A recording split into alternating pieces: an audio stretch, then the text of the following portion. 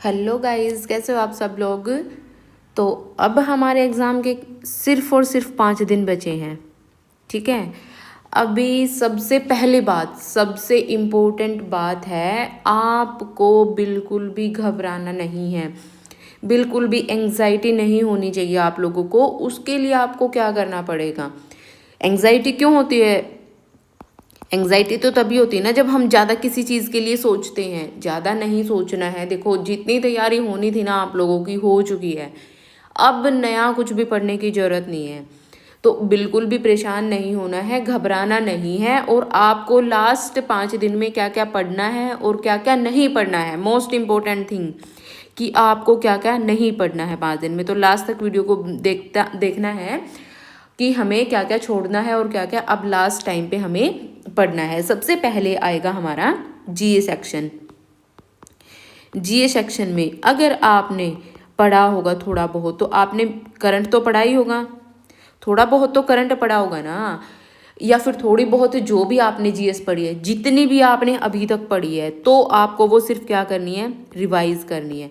Current में आप education से रिलेटेड करंट की 1-2 वीडियो देख लो, या फिर आप जहाँ से रिवाइज कर सकते हो वहाँ से रिवाइज कर लो। नया कुछ भी पढ़ने की ज़रूरत नहीं। और जिसने अभी तक बिल्कुल भी नहीं पढ़ा है, तो वो क्या करो, आप थोड़े बहुत 1-2 वीडियो करंट अफेयर्स की देख लो, और जो इम्पोर्टेंट अपॉइंटमेंट्स हैं सिर्फ वो देख लो। ठीक है।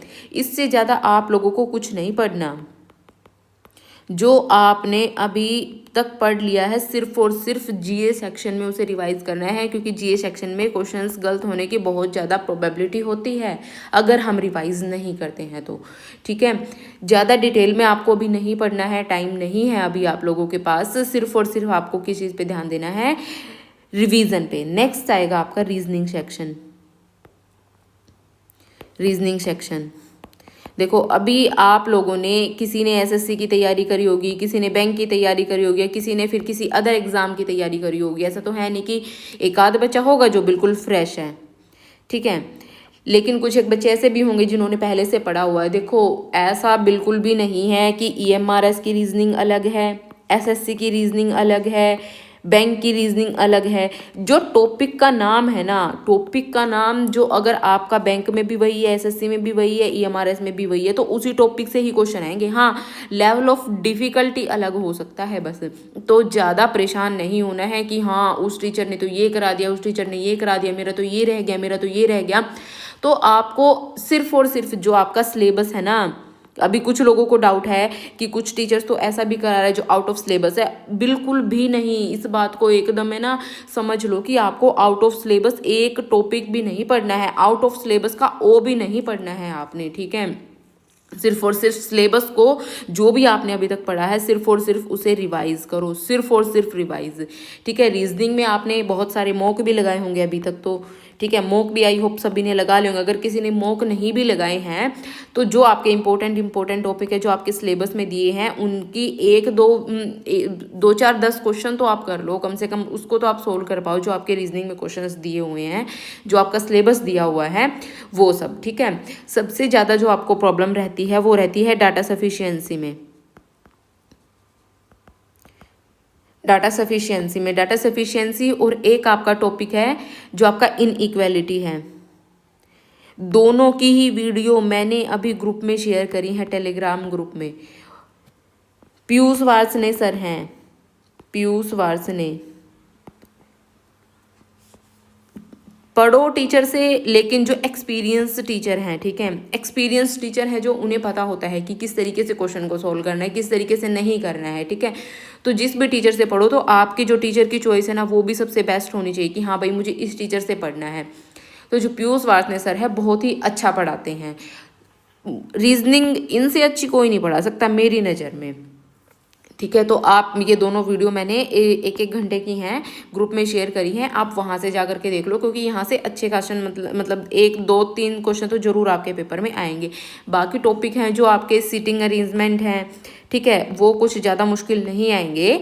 और जो आपके स्टेटमेंट बेस्ड क्वेश्चन हैं, और आपके वेन डायग्राम से जो क्वेश्चन हैं, इन जो आपके ब्लड रिलेशन से क्वेश्चन हैं, ज़्यादा मुश्किल नहीं आएंगे, इन्हें आप कर सकते हो, लेकिन प्रैक्टिस तो इनकी भी करनी पड़ती है ना। अभी आई होप सभी ने मॉक बहुत लगाए होंगे, मॉक लगा लगा करके आप लोगों की प्रैक्टिस इतनी हो गई होगी। और जिसने अभी तक भी नहीं पढ़ा है वो भाई आपने कुछ तो पहले पढ़ा होगा। अगर आपने बिल्कुल भी अभी तक कुछ भी नहीं पढ़ा है, आप एकदम फ्रेश हो, तो फिर तो आप नहीं मतलब एग्जाम को क्रैक कर पाओगे। देखो फालतू का दिलासा, झूठा दिलासा मैं नहीं दूंगी। अगर आपने पहले से थोड़ा बहुत पढ़ा है, किसी और एग्जाम की तैयारी करी है, देन आप सोचते हो कि हाँ भाई मैं कर लूँगा, तो फिर शायद आपका हो सकता है, क्योंकि आप लोग फिर रीजनिंग भी कवर कर सकते हो, जीए भी कवर कर सकते हो, आईसीटी भी कवर कर सकते हो। टीचिंग एप्टीट्यूड की तो कोई भी एक दो वीडियो देखो, कवर हो जाएगी, वो ज़्यादा मुश्किल काम नहीं है उसका। एनईपी भी सेम ही है, ठीक है। देन उसके बाद आपका बचता है आईसीटी। आईसीटी तो बिल्कुल ही ईजी चीज़ है। आईसीटी बिल्कुल भी मुश्किल नहीं आएगी पेपर में। और आईसीटी हो या कंप्यूटर अवेयरनेस हो, कंप्यूटर अवेयरनेस, अभी किसी किसी ने यूट्यूब पे हंगामा बना रखा है या फिर पेड कोर्सेज में हंगामा बना रखा है कि आईसीटी एमआरएस की आईसीटी। अरे क्या है आईसीटी? ऐसे ही तो आईसीटी है, ऐसा ही कंप्यूटर अवेयरनेस है, ऐसा ही बेसिक्स ऑफ कंप्यूटर है। सेम ही तो चीज़ है, ये नाम ही तो इनके अलग अलग रखे हैं, बस सेम ही है। Fundamental of computer, basic of operating system, MS office, shortcut keys, और जो भी आपके हैं एब्रीवेशंस, नेटवर्क, कंप्यूटर नेटवर्क्स, ठीक है, और साइबर सिक्योरिटी, इंटरनेट, कुछ भी नहीं है, ये सारा ही बेसिक्स ऑफ कंप्यूटर है। तो फालतू में जो लोग आईसीटी करके बेच रहे हैं, उन चीज़ों से आप लोग बचे। आप लोगों को अब ये देखना है कि हमें क्या पढ़ना है और क्या छोड़ना है। आईसीटी की मैंने एक 5 घंटे की वीडियो दी है आपको यूट्यूब पे, तो आप उस वीडियो को देख करके भी अपनी पूरी की पूरी आईसीटी कवर कर सकते हो। केवीएस में अगर आपका कंप्यूटर आ रहा है तो वो भी इस वीडियो से कवर हो रहा है। अगर आपका दिल्ली पुलिस में कंप्यूटर आ रहा है तो वो भी इस वीडियो से कवर हो रहा है। हाँ, लेकिन मैं बताती हूँ कि एसएससी का कंप्यूटर इससे पूरा कवर नहीं होगा। क्यों नहीं होगा? क्योंकि जो एसएससी के कंप्यूटर के क्वेश्चन है ना, वो और हाई लेवल के आते हैं, ठीक है। तो एसएससी का इससे कवर नहीं होगा। बाकी आपके ये तीनों एग्जाम मेरी गारंटी है, ईएमआरएस, केवीएस और दिल्ली पुलिस, ये इस वीडियो से कवर आपके हो रहे हैं।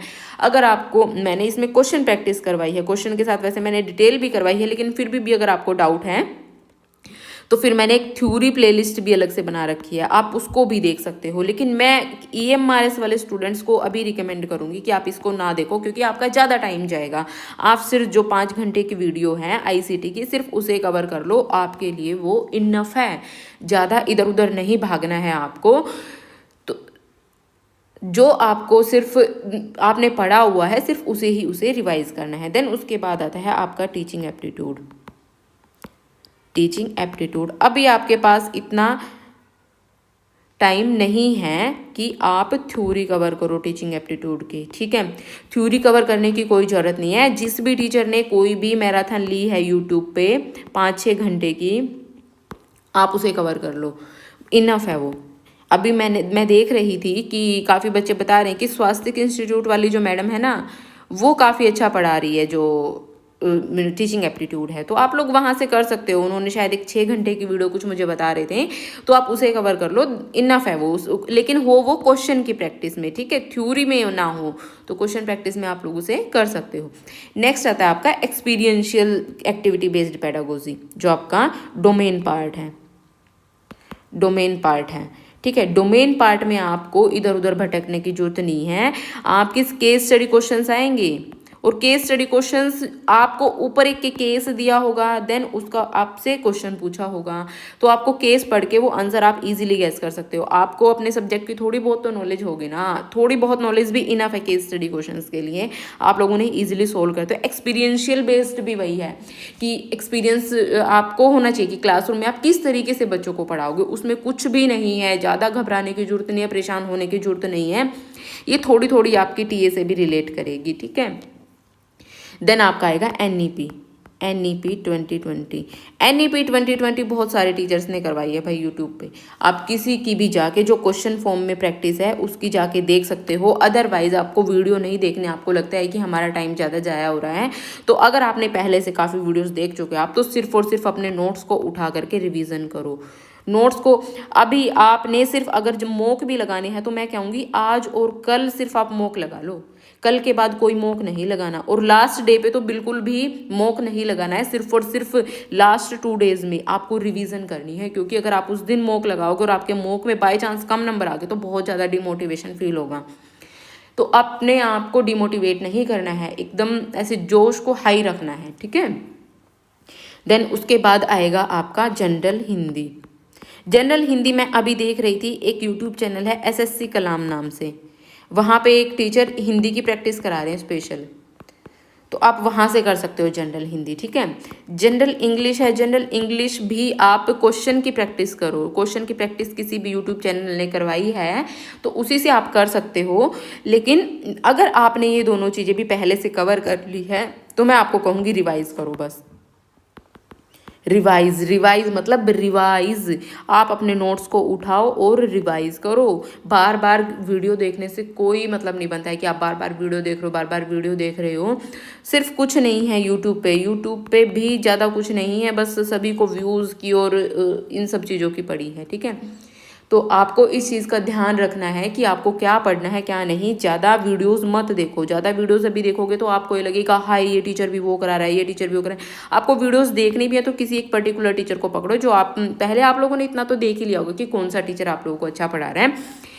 किसी भी टीचर को देखो कि हाँ भाई ये टीचर अच्छा पढ़ा रहा है, उस टीचर को फॉलो करो। ये नहीं है कि यहाँ भी हाय ये भी पढ़ लूँ, हाय ये भी पढ़ लूँ, हाय ये भी पढ़ लूँ, ये छूट जाएगा, ये छूट जाएगा। ऐसा बिल्कुल भी नहीं करना है आपको लास्ट टाइम में, नहीं तो बहुत प्रॉब्लम होगी। आपको जो आता है आप वो भी रिवाइज नहीं कर पाओगे। एटलीस्ट जो आपको आता है ना, जितना भी आपको आता है उसे रिवाइज करो। कम से भी कम 10 से 15 बार तो रिवाइज कर लो। 10 से 15 बार जब आप रिवाइज करोगे देन आपको लगेगा कि हाँ आपका जो है स्कोर अच्छा होगा। जब आप एग्ज़ाम में जाके बैठोगे आपको आपका कॉन्फिडेंस लेवल है जो वो अलग ही होगा। तो परेशान नहीं होना है, अच्छे से तैयारी करो, अच्छे से पढ़ो। आपको ये पता होना चाहिए कि ये टॉपिक मुझे छोड़ना है, ये टॉपिक मुझे करना है। सारा अभी लास्ट टाइम में जितना आपने पढ़ना था वो पढ़ लिया। आपको जो टॉपिक ये लगता है कि ये मुझसे नहीं होगा आप उसको छोड़ दो। अभी नया टॉपिक कुछ भी मत पढ़ो। नया टॉपिक पढ़ोगे परेशान होगी। हाँ अगर आपका जो पहले से आप लोगों ने इतना पढ़ लिया, इतना रिवाइज कर लिया है, देन आपको लगता है कि हाँ भाई ये टॉपिक में अगर थोड़ा सा पढ़ लूँगा तो मेरा नंबर आ जाएगा, कि भाई इसमें मैं स्कोर कर सकता हूँ, तो आप टॉपिक को पढ़ सकते हो, ठीक है। हर किसी की अलग अलग स्ट्रेटेजी होती है पढ़ने की।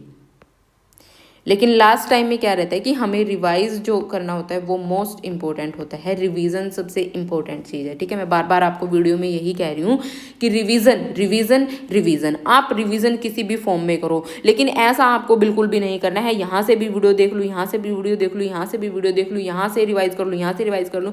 अभी लास्ट टाइम पे मैंने ज़्यादा वीडियो मैं आप लोगों को क्यों नहीं दे रही, क्योंकि मैंने पहले बहुत सारी वीडियोज़ आप लोगों के लिए बना दी हैं। केस स्टडी क्वेश्चंस है जो मैंने बहुत सारे करवाए हैं आप लोगों को। डोमेन के जो क्वेश्चन है TGT PGT CS के लिए अभी लास्ट टाइम पे वीडियो में इसलिए नहीं बना रही क्योंकि आप लोग सिर्फ वीडियो में ही रह जाओगे। फिर आप रिवाइज क्या करोगे, क्योंकि वीडियोस तो हम लोग बहुत कर चुके हैं और बार बार वीडियो दूंगी मैं तो आप लोग उसी के चक्कर में रहोगे फिर, ठीक है। तो आप खुद से भी स्टडी करो, इसीलिए मैंने अभी वीडियोस बनानी छोड़ दी है ताकि आप लोगों का ध्यान इधर से उधर ना जाए। आपकी चाहे हिंदी हो, इंग्लिश हो, आपका रीजनिंग हो, ICT हो, टीचिंग एप्टीट्यूड हो, GA हो, आप सभी को अभी रिवाइज करो, ठीक है। और वीडियो से भी रिवाइज करना है तो हर किसी टीचर की वीडियो को मत उठाओ, किसी भी एक टीचर को फॉलो करो और वहाँ से रिवाइज कर लो, ठीक है guys. Bye bye, take care, all the best. अभी मिलते हैं आप लोगों के एग्ज़ाम के बाद, देखते हैं कि कैसा एग्ज़ाम आएगा और आई होप सभी लोगों का अच्छा एग्ज़ाम होगा। Bye bye, take care.